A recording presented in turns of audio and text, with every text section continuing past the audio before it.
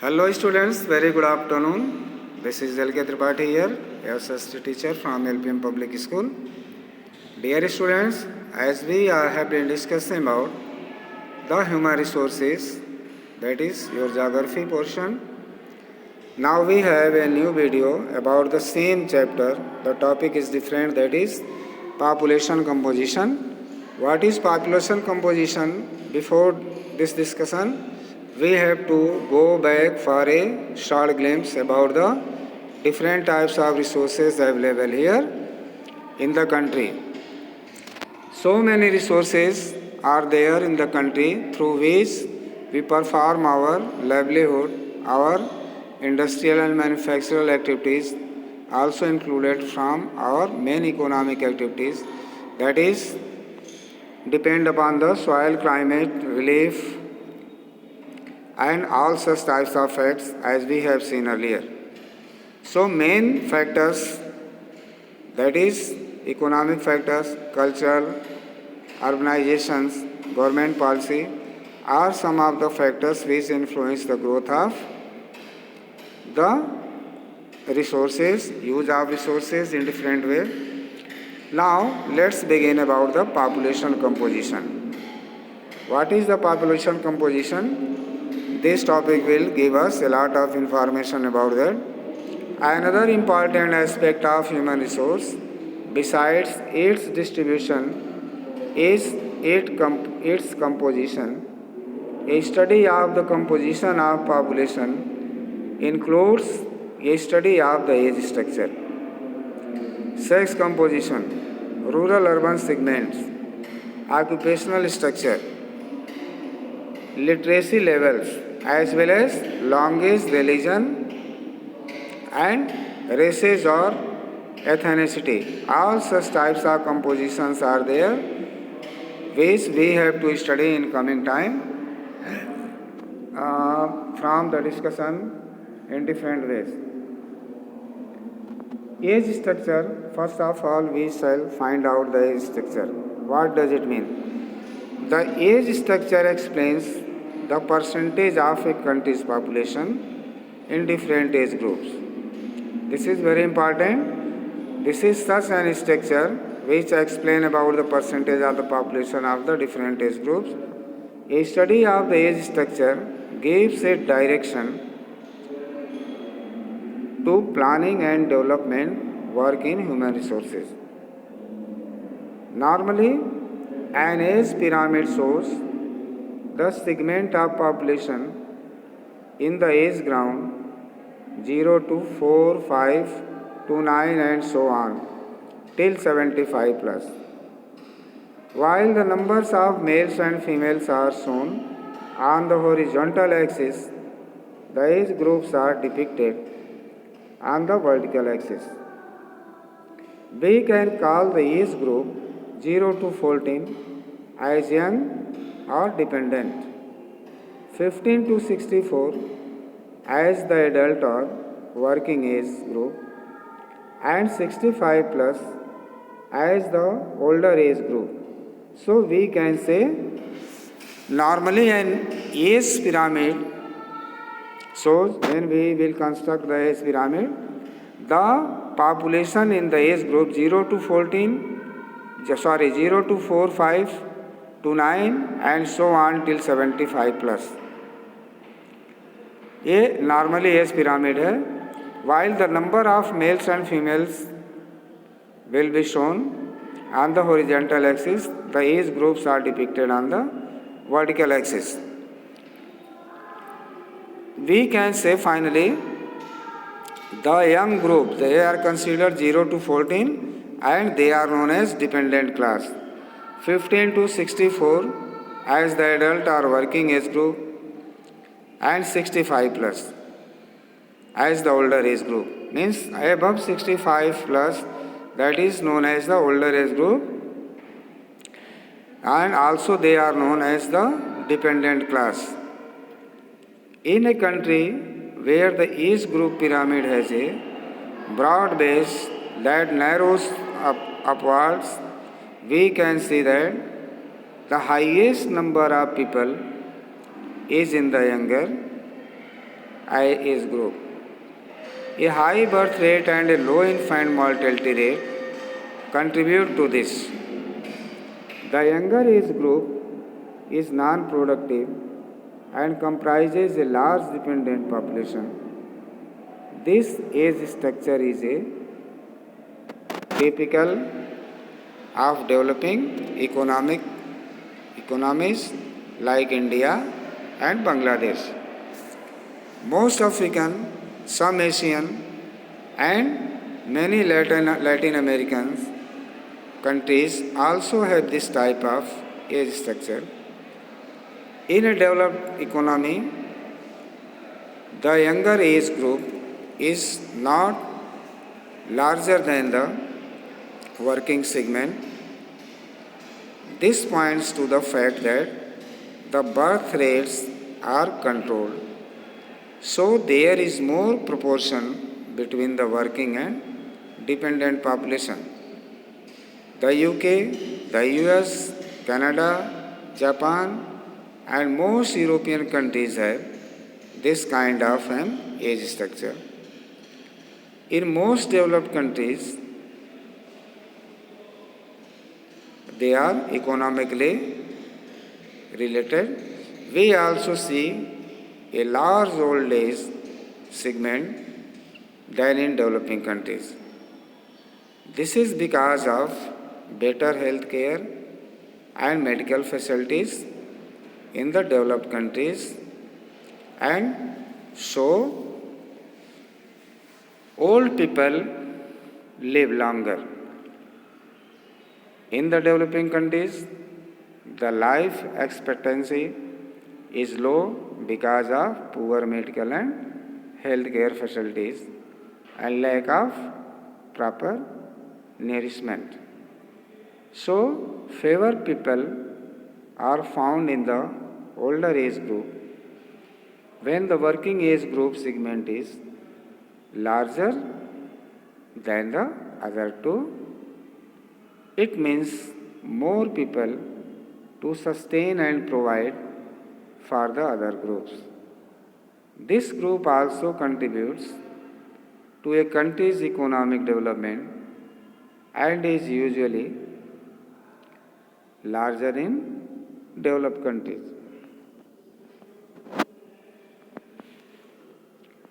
Sex composition. Sex composition refers to the male-female ratio or percentage of males to females in the total population.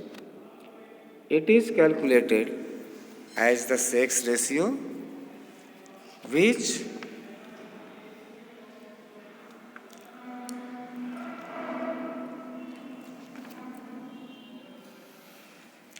is the number of females per thousand males. That is there. Understanding the sex ratio is important as it allows forecast of future population trends and therefore planning for the future population development. Ratios of 1000 means that males and females are equal in number. If it is over 1000, it implies more females than males. A favorable sex ratio, that is known.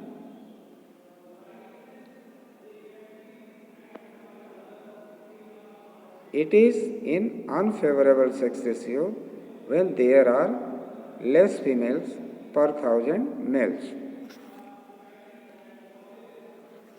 On the other hand, a more educated and developed society that considers there to be no difference between males and females will have a more favorable sex ratio.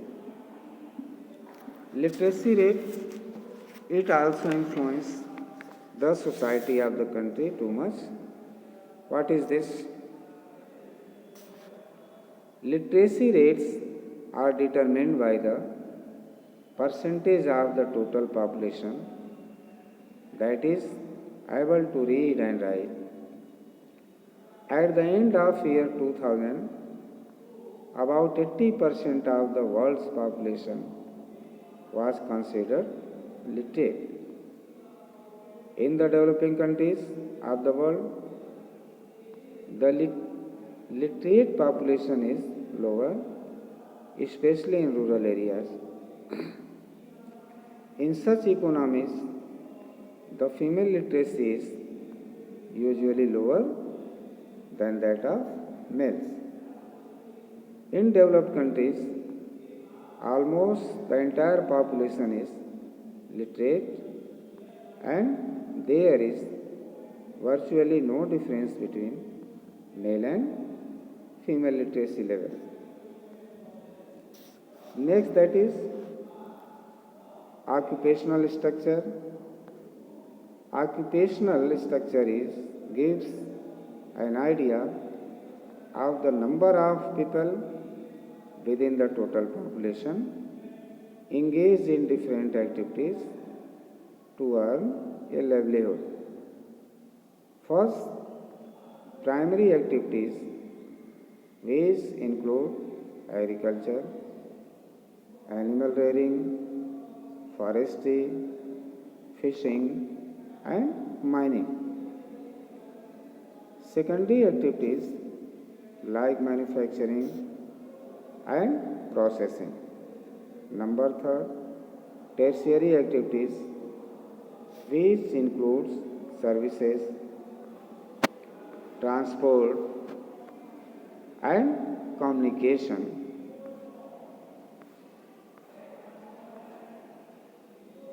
And trade. The more developed a country is, the greater is the percentage of population in the secondary and tertiary sectors. A greater percentage of people engaged in primary activities points to a developing economy. The rural and urban segments of the population are also important in planning development.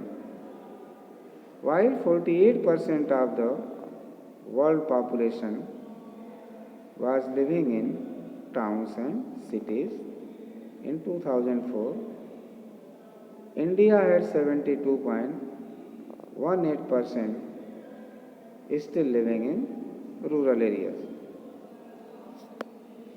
Population changes. The population in the world has been growing at varying rates since the human first appeared on earth. While man was dependent on hunting and food gathering for his food, the population grew at a very slow rate. With the Neolithic agricultural revolution, world population began to increase because of an assured food supply. Then expansion of trade set the stage for a more rapid population growth, and in 1650 it is believed to have touched about 550 million. With the Industrial Revolution in the 18th century, we see the most remarkable increase in population as the resource base expanded and scientific and technological advancements improved the quality of life. Between 1750 and 1900, world population nearly doubled from 700 million to 1.7 billion. In the 1960s, the remarkable advances in medical sciences had a profound influence in reducing the death rate and expectancy all over the world increase. Though death rates decline considerably, the birth rates, especially in Asia and some countries in Africa, continue to rise. So, the greatest growth of population has been in the developing countries and continues to be so. In the developed Western countries, on the other hand, the natural growth rate of population has decreased considerably, as along with death rates, the birth rates have also fallen. In this way, we have discussed too much about the population changes, literacy rate, occupational structure, so many things we have touched and discussed about that. And just to be a researcher, for example, if you have been given an assignment or topic to prepare the things about the matters, how will you do it?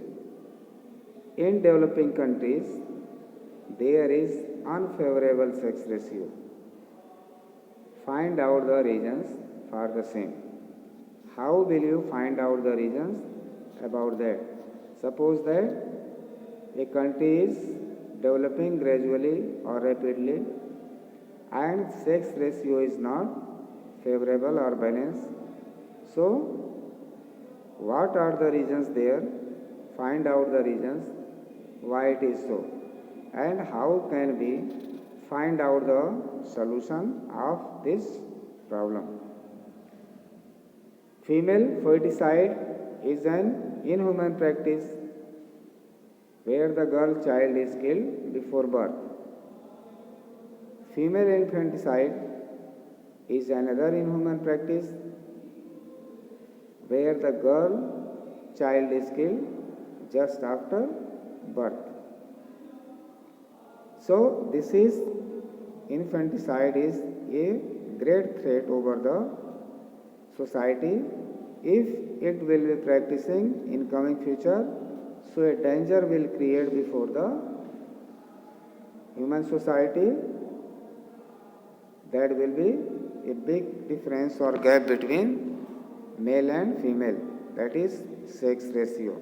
So it should be balanced. Female ferticide should not take place. The birth of the female and male should be maintained so that the balance of the sex and the balance of the balance of the birth could be maintained for long time. That's all. Rest we shall discuss in the next video next time. Till then, thank you.